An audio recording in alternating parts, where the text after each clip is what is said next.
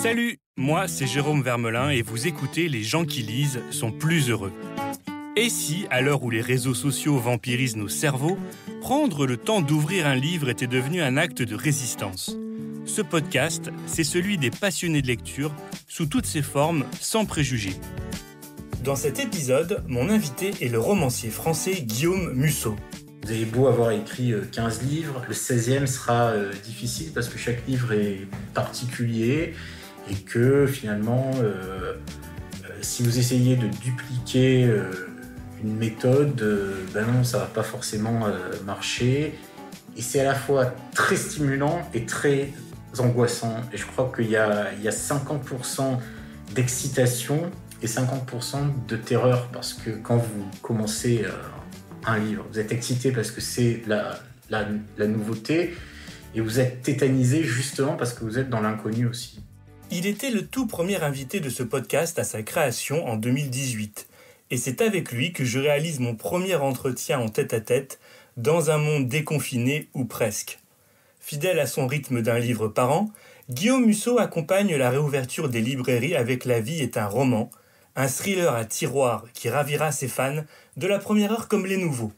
Et ils sont toujours plus nombreux puisque depuis 9 ans, cet ancien prof d'éco est l'écrivain qui vend le plus en France. Tout commence cette fois à New York, dans une immense tour de verre, où la romancière Flora Conway vit avec sa fille Carrie, en prenant soin de se tenir à l'écart du cirque médiatique et de l'adulation de son public. Lors d'une partie de cache-cache, l'enfant disparaît. Portes et fenêtres sont fermées, les caméras de surveillance ne témoignent d'aucune intrusion dans l'appartement. Le mystère est total et il serait cruel d'en dire plus, sinon que La vie est un roman, est un Musso encore plus addictif que les précédents, grâce à sa construction imprévisible et à l'intensité des personnages qui luttent contre leurs démons personnels. C'est dans son ancien appartement parisien, reconverti en atelier d'écriture, que Guillaume m'a reçu pour parler de ce nouveau roman, nourri par son amour de la lecture et des écrivains, et de l'importance cruciale de la fiction pour nous aider à avancer dans le monde qui commence.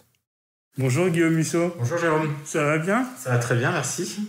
Alors Guillaume, on est dans la France déconfinée et j'ai pu venir vous voir jusqu'à votre bureau, votre appartement secondaire, un endroit où vous écrivez. Racontez un peu, alors sans forcément donner l'adresse pour les fans. Non, c'est mon ancien appartement en fait que j'ai transformé en bureau. C'est le premier appartement dans lequel j'ai vécu quand je suis arrivé à Paris en 2008-2009. Et je tiens à avoir un lieu séparé pour écrire. Je n'écris jamais chez moi. Chez moi, c'est vraiment l'espace réservé au couple, à la famille, aux enfants. Et donc, tous les matins, après avoir amené mon fils à l'école, je viens travailler dans cet atelier. Et on retrouve ça je ne sais pas, vous lisez Virginia Woolf, une chambre à soi, vous lisez Stephen King, les deux vous disent que c'est essentiel pour arriver à s'extraire de son quotidien et pour pouvoir écrire, d'avoir un endroit qui soit spécifiquement dédié au travail. Et c'est un endroit qui est un petit peu décoré de souvenirs, et il y a notamment un tableau que les lecteurs connaissent. Oui, c'est un grand tableau de l'artiste américain John Wayne, qui est la première toile que j'ai achetée dans ma vie. Pareil, je l'ai acheté quand je suis arrivé à Paris. Je passais tous les jours devant une galerie, je voyais ce tableau me parlait. Et j'ai commencé à imaginer une histoire autour d'un tableau qui aurait comme ça une sorte de pouvoir fascinant, presque magique. Et j'ai finalement acheté ce tableau. L'histoire a mis une dizaine d'années avant de maturer et ça a donné effectivement le roman qui s'appelle Un appartement à Paris. Et c'était il y a quelques années déjà. Et là, on fait un petit bond dans le temps avec un nouveau roman qui s'intitule La vie est un roman. Et qui devait sortir il y a quelques semaines, avant le...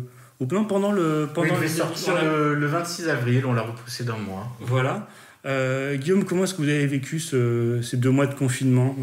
Ça a été facile, moins facile que pour d'autres? J'ai vécu 2 mois dans mon appartement à Paris en m'occupant exclusivement de mes enfants qui ont 2 ans et 6 ans. Donc mon fils est au CP, donc voilà, les journées c'était, je faisais la classe à la maison le matin, je faisais à manger. On a vu des tas de films, on a vu 2 tomes d'Harry Potter, donc c'était vraiment... j'ai quitté complètement mon costume de romancier pour prendre mon costume de père de famille. C'est la première fois depuis 20 ans que je reste 2 mois sans écrire. De toute façon, ni l'envie, ni le temps, ni la disponibilité d'esprit. Et c'est toujours important que vous avez des enfants jeunes, de leur d'afficher devant eux une certaine sérénité. Et là, c'était assez compliqué parce qu'on était dans un moment que personne n'avait jamais vécu auparavant. Et donc, mon énergie était mobilisée pour faire en sorte que le confinement soit le moins désagréable possible pour mes enfants, en essayant de les occuper le plus possible. Vous avez lu beaucoup alors? Absolument pas. Non? Pas ouvert un livre. Plus Harry Potter Oui, voilà. Oui. Et donc, non, il n'y avait pas ce temps, ce temps nécessaire. Les enfants, quand vous en avez 2 en bas âge, voilà, sont des sangsues sympathiques. des petits vampires. Voilà, qui vampirisent votre énergie. Et donc, vous devez faire face, vous devez être là et vous devez...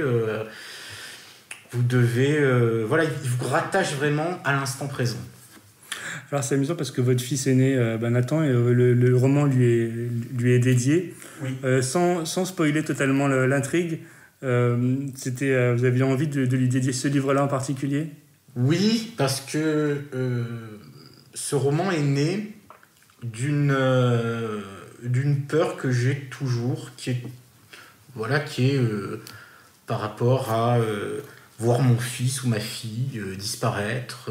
Et je me souviens très bien, la première fois où j'ai commencé à planter une graine de ce livre, c'était il y a quelques années, quand mon fils faisait du manège.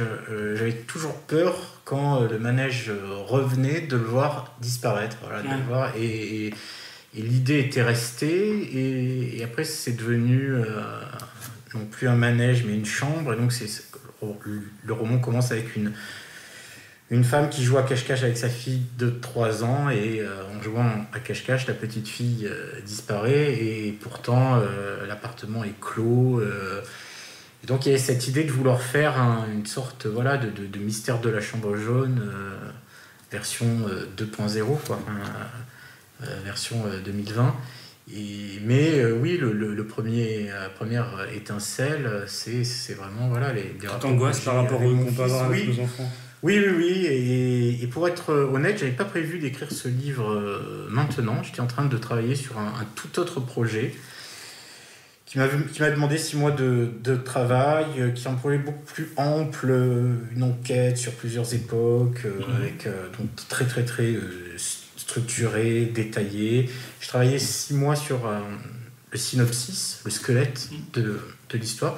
Je me suis réveillé un matin et j'ai compris qu'en fait, j'avais plus envie d'écrire le livre, parce que j'avais l'impression que j'avais déjà vécu ce qu'il y avait à vivre par rapport au livre, et que j'avais envie d'écrire en fait sur les 2 choses qui me passionnent vraiment, c'est-à-dire mes enfants, qui me relient au monde, qui me relient positivement au monde, et mon travail d'auteur.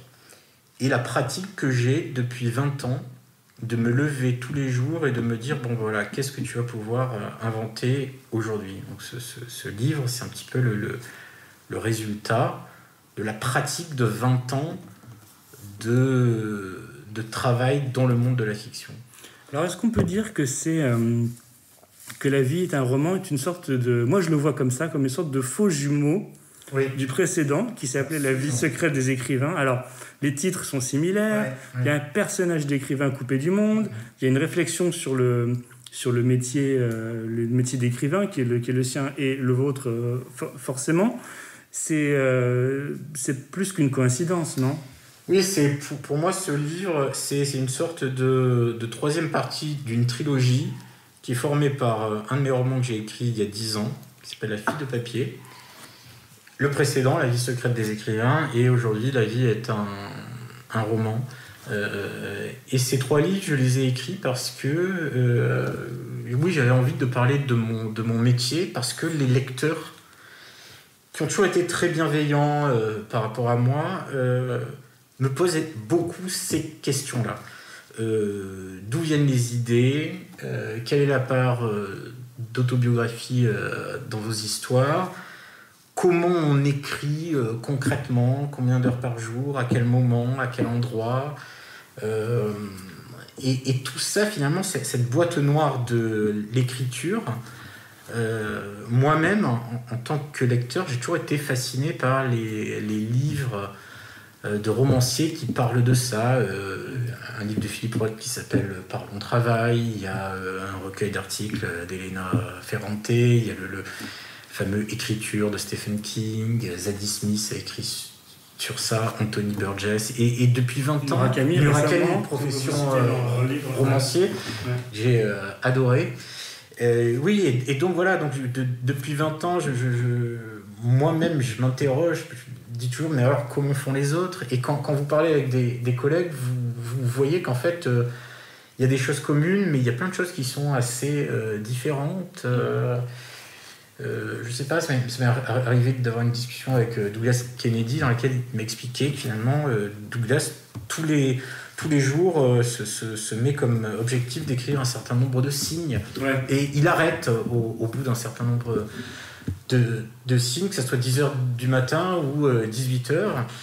Et j'étais fasciné par ça parce que c'était complètement à l'opposé de ce que je peux faire.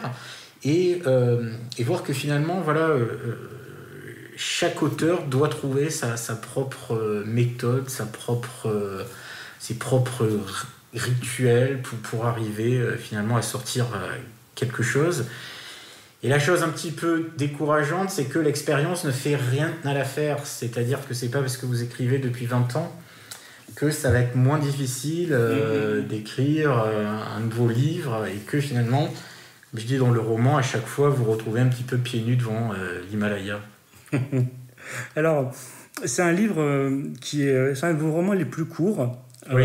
En nombre de pages. C'est un livre qui est très fluide et qui se lit très rapidement parce qu'il est très, très addictif. Et en même temps, sa construction est très...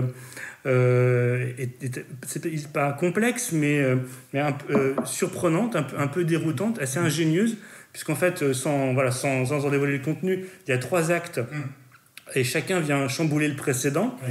Moi je dis que c'est un peu comme un tour de magie, c'est un tour de passe-passe. Est-ce que, alors sans rentrer dans les détails pour pas spoiler, est-ce que vous avez passé beaucoup de temps à l'élaborer, ce tour de magie? Oui, c'était dès le début, il y avait cette idée de faire 3 parties et que chaque partie remette en cause le statut de la partie que vous venez de lire. Donc ça, c'était effectivement ce qui était motivant dans cette histoire. Je ne savais pas si ça allait être possible avant de l'avoir écrit. Donc c'est pas un livre sur lequel j'ai passé énormément de temps à finalement démonter les rouages. Je me suis lancé assez vite dans l'écriture parce que j'avais besoin de savoir tout simplement si le livre allait être crédible, et ça je pouvais le savoir que à partir du moment où j'allais enchaîner la partie 1 et la partie 2. D'accord. Et voir si finalement il y avait cette fluidité et est-ce que le lecteur acceptait cette suspension un petit peu de crédulité dont ont besoin les romanciers. Et donc voilà, donc je me suis lancé assez vite. Comme à chaque livre, il y a entre 50 et 100 pages effectivement que j'enlève à la fin parce que ça alourdit le roman, parce que ça peut faire perdre de l'émotion, de la tension. Et ça, aujourd'hui, je sais mieux le faire qu'avant. Il y a encore 10 ans, ça me coûtait de balancer 50 pages. Aujourd'hui, je connais davantage à la fois la musique du roman, le fait qu'un roman, c'est un peu comme quelque chose d'organique, qui a sa cohérence propre, et ce mélange entre émotion, surprise et tension narrative. Et ce qui est très très bien, c'est que c'est pas seulement une belle mécanique de précision ou d'imprécision de fiction. En tout cas, il y a aussi, parce qu'il y a beaucoup d'émotions fortes. Et en fait, on y croit jusqu'au bout. Et le fil conducteur, c'est moins la construction que les sentiments des personnages. Oui, c'est toujours cette idée, voilà, d'écrire des thrillers intimes, c'est-à-dire voilà, des romans à suspense, mais dans lesquels le suspense soit dans l'intériorité des personnages. Prendre des personnages qui sont voilà, dans un moment de bascule de leur vie, et prendre des personnages quand même qui sont suffisamment proches de vous, parce que il y a cette idée, ce que je répète depuis plusieurs années, mais auquel je crois vraiment, que un roman réussi, c'est comme une histoire d'amour réussie. Une histoire d'amour réussie, c'est vous rencontrer la bonne personne au bon moment. Et un roman réussi, c'est vous avez une bonne histoire et de bons personnages, mais vous êtes dans un moment de votre vie d'homme, d'être humain, voilà, où vous allez être le mieux capable de parler de ça de façon juste et de façon intéressante et non conventionnelle. Alors justement, il y a on sent qu'il y a beaucoup de vous dans les différents personnages.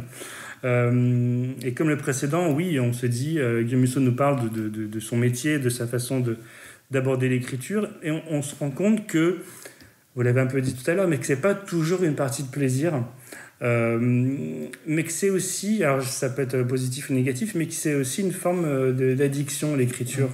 Puis que quand on se lance dedans, parfois on sait pas trop où ça va nous emmener, mais on peut pas s'empêcher d'y aller. Est-ce qu'il y a une forme d'addiction? Oui, parce que à la base, je pense que je m'interroge souvent sur qu'est-ce que c'est qui fait que depuis 20 ans, j'ai envie tous les matins de m'y remettre. J'ai envie de dire aussi tous les ans. Oui, c'est vrai. C'est vrai. On ne prenait pas trop de temps. On se demande toujours, les romanciers, les chanteurs ou les acteurs ou les réalisateurs qui mettent plusieurs années à refaire un nouveau film, un nouveau disque, un nouveau livre, on se demande si vraiment ils aimaient ça parce qu'ils attendaient très longtemps. Vous attendez pas. Hein. J'aime que ma vie soit toujours dans un flux créatif. Pour moi, il n'y a rien de pire qu'un romancier qui n'écrit pas, voilà, qu'un écrivain qui n'écrit pas. La pire tension, elle est là. Et donc, j'ai toujours besoin d'être sur des rails créatifs parce que ça équilibre ma vie d'être humain. Et à la base, dans le moteur d'écriture, oui, il y a toujours cette idée que le monde n'est pas comme on aimerait qu'il soit. Et que donc, finalement, l'un des moyens les plus faciles et les plus sûrs de contrôler le monde, c'est finalement de créer votre propre monde de fiction dans lequel finalement vous êtes le démiurge, celui qui prend les décisions, et effectivement, et vous avez finalement deux vies, et moi j'ai ma vie de père de famille, de mari, et ensuite voilà, j'ai cette idée d'être dans ce monde imaginaire avec des personnages que je crée, auxquels je parle, auxquels voilà, qui parfois me livrent un combat, mais en tout cas dans lequel j'ai l'impression d'avoir finalement davantage de degrés de liberté que dans ma propre vie. Dans votre vie, enfin, comme disent les stoïciens font toujours cette partition entre il y a des choses que vous maîtrisez, les choses sur lesquelles effectivement vous n'avez pas de prise. Et une bonne partie de la philosophie stoïcienne, c'est finalement laisser couler les choses sur lesquelles vous n'avez pas de prise. Ça ne sert à rien de vous inquiéter pour ça, de dépenser de l'énergie pour des choses finalement sur lesquelles vous n'allez pas pouvoir interférer. Et donc, concentrez-vous sur les choses sur lesquelles vous pouvez avoir une influence. Alors que finalement, quand vous écrivez, il n'y a plus cette partition-là, et finalement, vous êtes une sorte de réalisateur, de dieu, de chef d'orchestre. Et donc, quand vous avez pris l'habitude de passer une dizaine d'heures par jour dans ce monde-là. Oui, vous avez envie d'y retourner.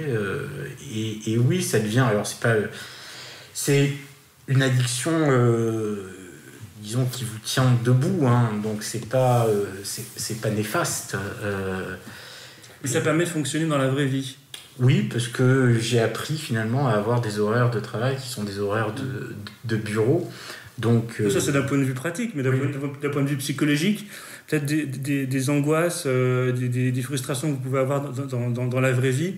Ben, le fait de tout contrôler dans l'écriture, ça permet de se relâcher un peu dans le reste du temps. Oui, ben ça permet. Alors, le truc, c'est que c'est pas aussi simple. C'est-à-dire qu'à un moment, vous comprenez que même dans le monde, et c'est l'un des thèmes du livre, que même dans le monde de la fiction, vous n'êtes pas le seul à faire des règles. Et ce que j'ai toujours dit, c'est que le moment où vous sentez qu'un livre est sur la bonne voie, c'est quand vos personnages décident de faire des choses auxquelles vous ne les prédestiniez pas forcément.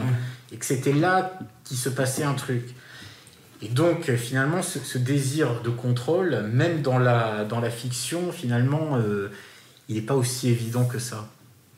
Alors, c'est aussi un roman qui nous ramène à New York. Oui. Pour la première fois depuis plusieurs livres. En tout cas, les deux derniers étaient très franco-français. New York, l'Amérique, New York, en tout cas, ça vous manquait ? Alors, c'est un roman dans lequel, pour moi, les lieux n'ont pas tellement d'importance. Il y a juste cette... j'avais envie qu'il y ait cet éloignement géographique entre les deux personnages principaux, mais si lui avait été à Hambourg et elle à Montréal, ça aurait fonctionné aussi. Pourquoi ce livre a commencé comme ça ? Alors, c'est le début, effectivement, qui se passe... à Brooklyn. Alors, c'est important de voir qu'en fait, les 50 premières pages du roman sont vraiment uniquement dans l'appartement, un côté enfermement. Et la romancière voit la ville de loin.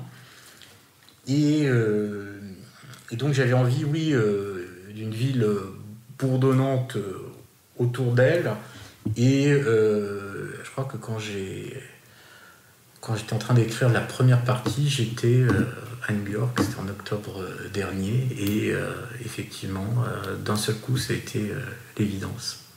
New York, ça vous fascine toujours autant ? Ça vous inspire toujours ? Non, non. Moins qu'avant, d'abord parce que j'y vais moins. Ouais. Donc j'y vais moins, donc je connais moins. Je sais que New York, c'est une ville qui, tous les 4-5 ans, change un petit peu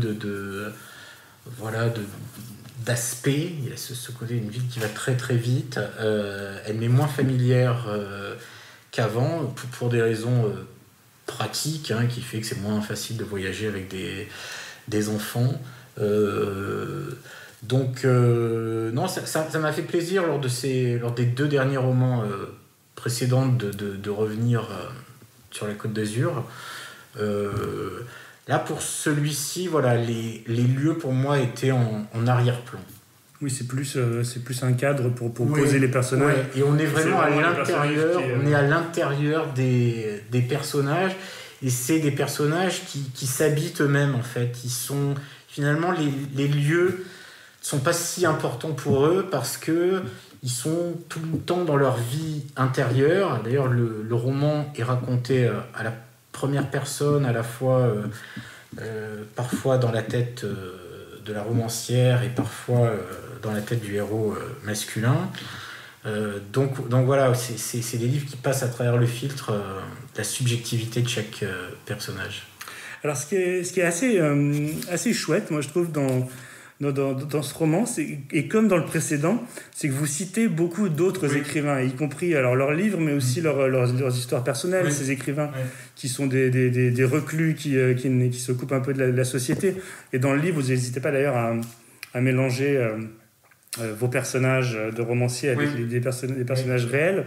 Et on sent quand même qu'il y a un plaisir comme ça, et je parle même pas des petites citations qui émaillent chaque chapitre. Est-ce que c'est une forme de transmission et de faire un petit peu le métier de votre maman de bibliothécaire ? Alors ça sert l'intrigue, mais ça encourage aussi les gens à découvrir des livres, non ? Quelle est la part de virus héréditaire là-dedans. Complètement, il y a cette envie de transmettre. Moi, j'étais professeur pendant 10 ans. Et là, cette histoire-là, c'est un vecteur assez efficace pour parler finalement de la méthode d'écriture, de quantité d'auteurs.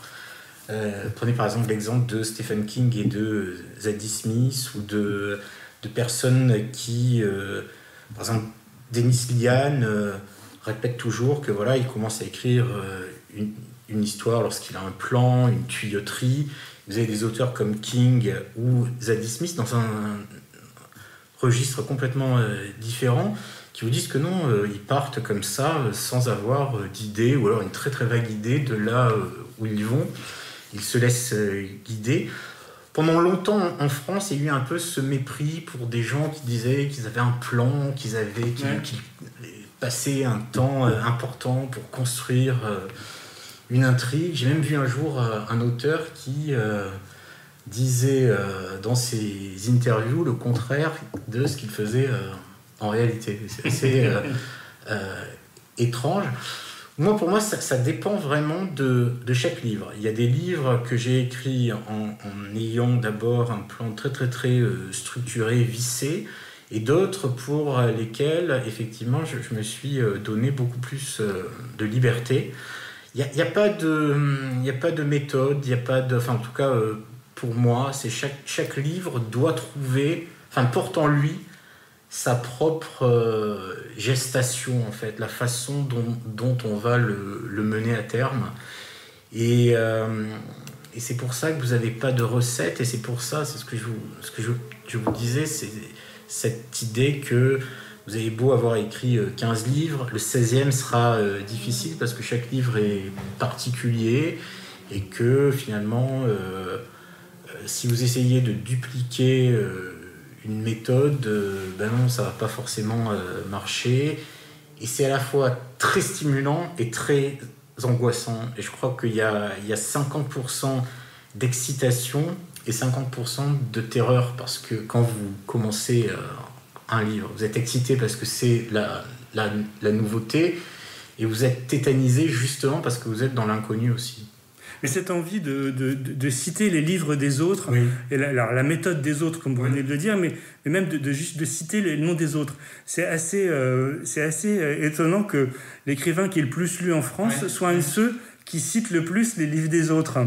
Et quelque part, oui, c'est comme si en rentrant dans ce livre-là, on rentre un peu dans votre bibliothèque, Guillaume. Oui, mais moi, ça a toujours été... Voilà, je suis très fier quand des lecteurs viennent me dire qu'ils ont lu certains livres. Alors, ça peut être Le Prince des Marais, ça peut être Balbucéneur, ça peut être des polars, ça peut être que je cite lors de mes interviews, que je cite dans les romans. J'ai toujours pensé qu'un roman était aussi intéressant par les livres qui nous donnaient envie de lire. C'est un petit peu pour moi un roman, c'est comme un lien hypertexte, c'est-à-dire il doit permettre d'aller voir ailleurs aussi, de sauter vers un autre livre. Et depuis que j'ai commencé à lire, depuis l'âge de 14 ans, j'ai toujours eu l'impression que les livres m'amenaient vers d'autres livres et que finalement ce processus ne s'arrêtait jamais et c'est aussi ce que j'aime dans la fiction, c'est qu'elle n'enferme pas. Moi, au début, quand je lisais, je ne lisais pas pour m'échapper du monde, je lisais pour mettre ma vie entre parenthèses, mais pour pouvoir revenir dans le monde en étant plus riche de ce que j'avais pu vivre ou apprendre dans la fiction. C'est la phrase de Henry Miller: à quoi servent les livres s'ils ne vous donnent pas envie de mordre avec plus d'appétence finalement dans la vie. Et je reviens à votre maman bibliothécaire. Oui. Je sais qu'elle, son credo, c'est de vous dire de ne pas avoir d'œillères. Et on retrouve ça dans les écrivains que vous citez, parce que vous citez des Américains, des Japonais, des Français, de la littérature blanche, de la littérature de genre. Pour vous, il n'y a pas de chapelle. Mais non, mon seul critère, c'est le critère du plaisir, voilà, et de la curiosité que je peux éprouver. Je sais pas, j'ai 45 ans. Et je me dis, oui, voilà, je lis depuis 30 ans et je me dis, waouh, c'est quand même bien d'avoir eu cette ouverture d'esprit et d'avoir traversé comme ça des univers très, très, très différents. Et quelle chance, et ça m'a enrichi. Je déteste le snobisme, je supporte pas ça. Ça vous enferme, ça vous rend bête, ça vous rend intolérant. Alors que la culture, normalement, ça doit effectivement voilà, vous ouvrir aussi à des choses différentes. Et aujourd'hui, en tant que père, mais aussi en tant qu'enseignant, hein, j'ai toujours cette idée voilà, d'ouvrir les fenêtres, quoi, et d'essayer de permettre à des gens d'aller voir des univers qui ne connaissaient pas. Oui, voilà. Et vous leur faites découvrir de manière... voilà, c'est intégré à l'intrigue, c'est pas gratuit, mais le fait est, c'est que c'est jamais... Ça n'est jamais pour étaler une quelconque culture. Au contraire, c'est parce que ça sert un récit, ça sert une intrigue, mais ça amène de la réflexion aussi. Enfin, il y a cette idée, le roman, ce que disait Kundera, l'esprit du roman, c'est l'esprit de la complexité. Moi, pourquoi j'aime les romans? Parce que les romans permettent de dire, parfois sous une forme fluide et ludique, une certaine complexité de la vie, de nos pensées. Enfin, regardez Simenon, plus de 300 romans, et ce que disait Assouline sur lui, savoir que Simenon, c'est un petit peu la condition humaine. Enfin, l'œuvre de Simenon, c'est... Ça nous renvoie à ce qu'on a de plus intime en tant qu'être humain. Et on est aujourd'hui dans une société qui, malheureusement, dans le débat public, on est dans du manichéisme, c'est blanc ou noir, alors que l'être humain est foncièrement gris. On est tous gris à l'intérieur de nous. On est traversé de désirs contraires, de pensées complexes, et le roman finalement permet de faire écho à cette complexité-là qu'on porte tous en nous. Alors je parle de la transmission des livres, ça fait un peu la transition avec le fait que le livre est dédié à votre fils Nathan. Alors je crois qu'il a l'âge de... Bah oui, on apprend à lire. Oui. Est-ce que Nathan a envie de découvrir les romans de son papa? Oui, alors là c'est assez amusant parce qu'il est en âge à la fois de comprendre ce que je fais et je peux lui pitcher de façon simple, effectivement. Ou lui lire certains chapitres, mais pas tous. Voilà, et donc il y a cette idée, voilà, que un jour, quand même, essayer... peut-être d'écrire une histoire à deux, c'est assez... Alors pas forcément pour la publier, mais cette idée, en tout cas, de lui apprendre les mécanismes de la fiction, de l'écriture, Oui, ça me fait assez plaisir, ça, de pouvoir être dans ce rôle-là. Il a déjà pris un de vos livres dans la bibliothèque, il a commencé à lire? Non, mais bien sûr, il prend, il demande... Et donc... Bon, les Musso sont plutôt interdits au moins de 12 ans, hein, non? Oui, là, c'est un peu compliqué de lui raconter, mais en tout cas, il y a des débuts d'histoire où, effectivement, son imaginaire... Son imaginaire peut fonctionner, et il a le droit. Qu'est-ce qui serait le plus cruel j'ai une question très, très, très, très cruelle, Guillaume. Qu'est-ce qui serait le plus cruel? Qu'il n'aime pas vos livres ou qu'il n'aime pas lire? Les deux, non, mais bien sûr, qui n'aiment pas lire, bien sûr. Je suis pas dans un... Je pense qu'il faut pas se dire que vos enfants vont être fiers de vous, vont aimer ce que vous faites. Enfin, en tout cas, ça prend du temps, tout ça. Ça prend même le regard que nous, on pouvait avoir sur les métiers de nos parents, de nos grands-parents. C'est qu'avec du recul, finalement, que vous arrivez finalement à mettre un peu de distance par rapport à ça, de comprendre des choses que vous compreniez pas quand vous étiez plus jeune.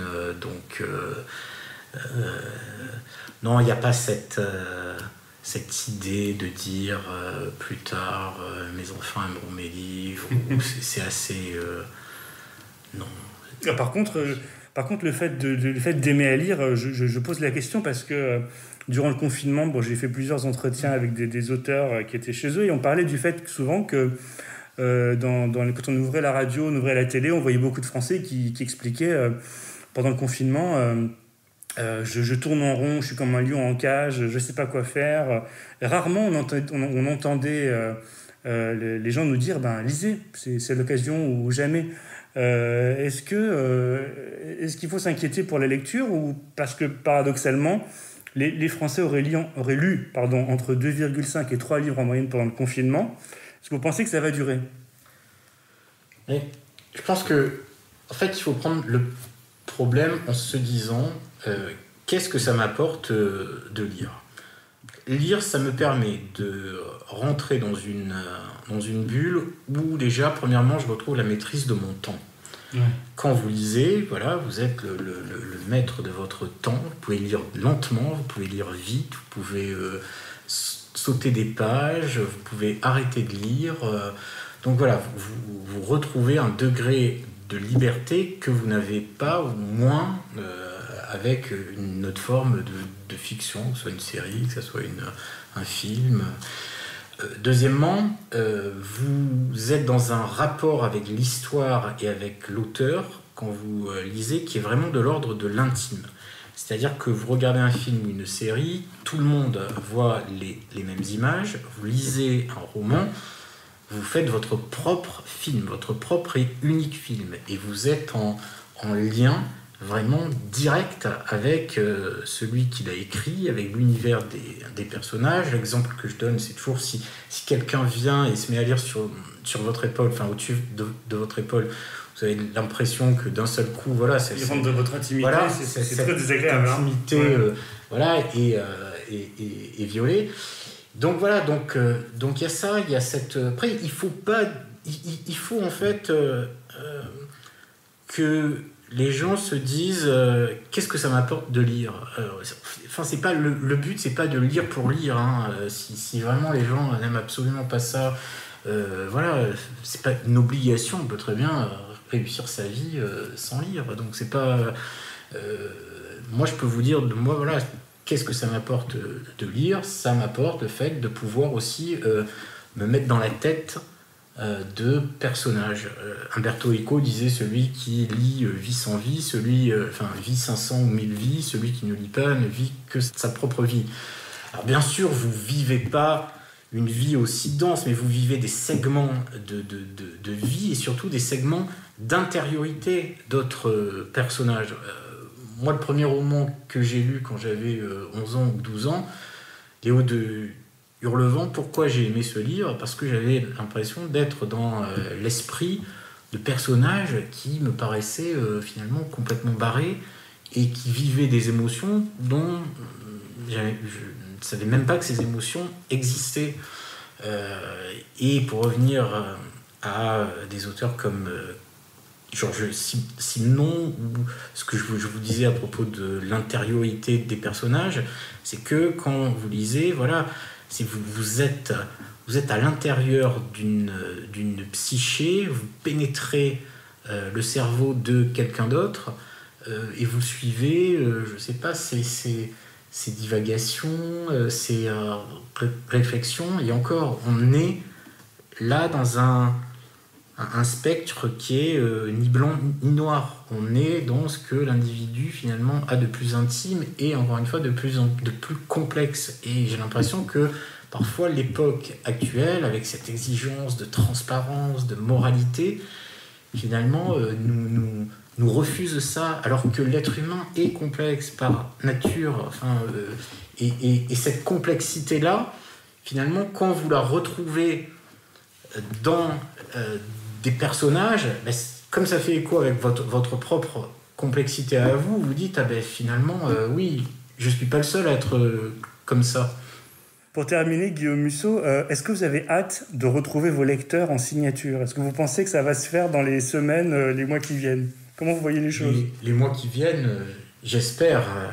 Les semaines qui viennent, ça va être plutôt compliqué, mais j'espère quand même qu'à la rentrée, voilà, on va pouvoir reprendre des rencontres, parce que c'est quand même sur ce moment où quand même les gens vous renvoient, les lecteurs vous renvoient la façon dont ils ont compris le roman. À un moment dans le livre, mon héroïne, qui est romancière, dit les lecteurs lisent le roman qu'ils ont envie de lire, peu importe le roman. Donc il y a cette subjectivité-là. Et ces retours, ces échanges, là, ça va pas être possible pendant quelques temps. Oui, alors ça va être possible de façon différente. Les gens vous écrivent, vous avez des réseaux, vous avez des retours, vous avez des... Mais vous n'avez pas effectivement, la spontanéité de la rencontre, cette espèce... Moi, je vous disais, voilà, depuis 2004-2005, les lecteurs sont bienveillants par rapport à moi, sont assez... Ces moments de rencontre, vous y avez assisté parfois, parce que vous avez des rencontres, et c'est toujours... il y a une bienveillance, une sympathie des gens, une curiosité, mais saine, sur la façon dont j'écris, sur mes projets, que j'aime bien et que j'apprécie d'autant plus que généralement ces périodes arrivent après 9 ou 10 mois d'enfermement, de gestation.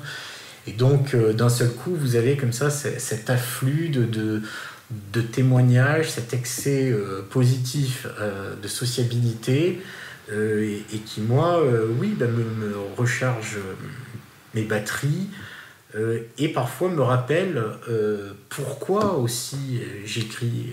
J'écris d'abord, effectivement, pour offrir une échappée belle aux lecteurs, et ça c'est bien quand ils vous montrent qu'ils vous ont suivi dans cette traversée là. Alors ça va peut-être venir à partir de la fin de l'été ou du début du mois de septembre.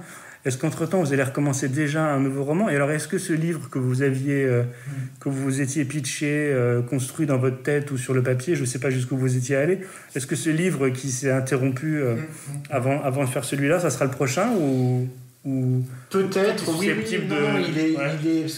il était quand même très avancé et assez et il était excitant, du moins pendant une période. En tout cas, je ne vais pas écrire quelque chose ni sur le confinement ni sur le virus. Là, je suis encore dans la période, effectivement, mais qui est l'une des périodes à la fois les plus angoissantes et que je préfère, où finalement tout est encore ouvert. Vous voyez, vous vous dites, mon prochain livre sera peut-être un polar, peut-être un livre historique, peut-être une histoire d'amour. Et cet éventail des possibles est aussi vertigineux qu'intimidant. Ok, merci beaucoup Guillaume. Merci. À bientôt. Au revoir. Avec plaisir. C'est la fin de cet épisode. Je vous invite à le liker, à le partager et tout simplement à en parler avec d'autres passionnés de lecture comme vous. Tous les épisodes précédents sont disponibles sur les plateformes de téléchargement et sur la page spéciale qui lui est consacrée sur lci.fr. Les gens qui lisent sont plus heureux, c'est aussi un compte Instagram où vous pouvez retrouver les coulisses de chaque épisode. Je vous dis à bientôt et bonne lecture!